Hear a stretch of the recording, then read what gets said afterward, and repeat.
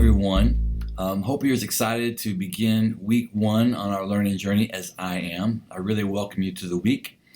And this will be a chance for us to talk specifically about andragogy and learning goal strategies. Now, I'm not going to really go through all the material in the reading piece by piece, but really rather talk about how it's applied in our course and how you can apply it in your work.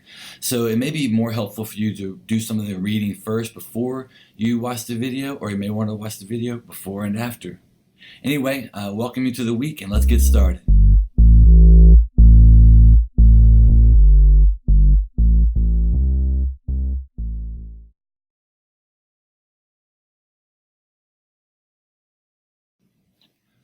By the end of the course, you will create a complete learning experience design. This figure identifies the four components of a learning experience design. First, you'll need to account for the important situational factors. These are things about yourself as a teacher, about your learners, about your course, your institution, that all exert influence on the other main three components of the design. Consider the learning goals of the course. This is about what do you want students to learn, which, as you will see, will be much more than about just content knowledge. These two components you will begin working on this very week. Then, beginning in week 2, you'll begin to focus on feedback and assessment, which regards how will you and the students know if they're achieving or moving toward their learning goals. Then, in weeks 3 through 7, you'll focus on the teaching and learning activities. What are the strategies you will employ to help learners progress toward their learning goals? Importantly, all of these three factors must be aligned and connected one to another.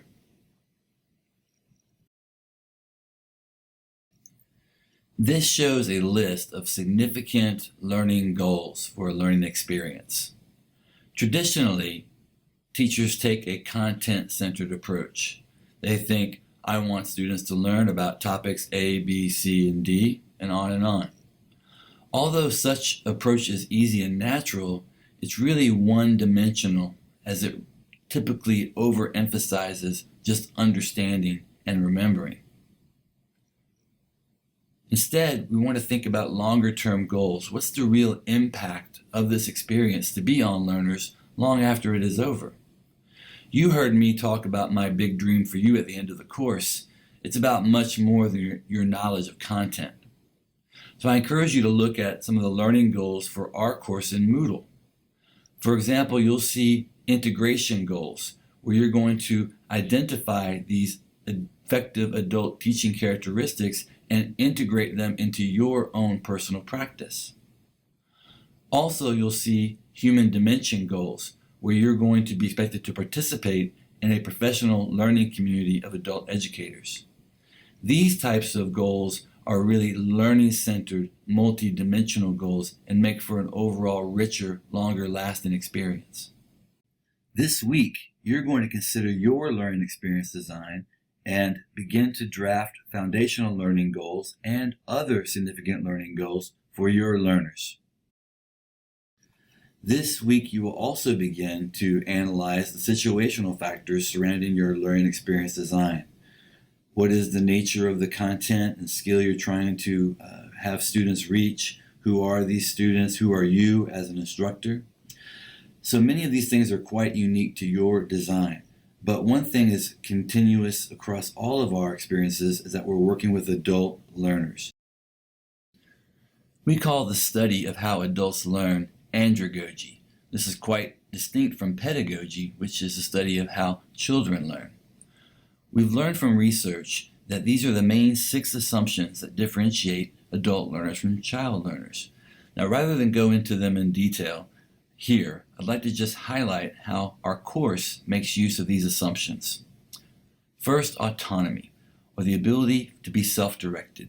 You'll have the chance to choose your topic areas and choose your strategies and make many choices about how you progress through the class. Second, experience.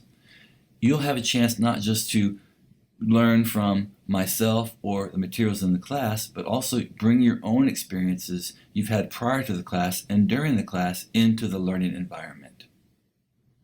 Third, social role or job. Everything you're doing will be for a job you currently hold or a job that you wish to hold. That way you can make it more relevant to your particular social role. Fourth, application. You'll be creating a learning experience design, which is a real-world, authentic application of the content of the course. Fifth, motivation. It's not just about extrinsic motivation in terms of earning points toward a grade. You'll see, for example, your learning experience design is graded on a mastery scale from basic to mastery to advanced mastery. So you have a choice of setting your own learning goals. Finally, rationale, the purpose for what you're learning. Not everything in the course is going to be particularly germane to you, so you have the ability to actually sit out or skip some topics that you do not feel are relevant for your particular purposes.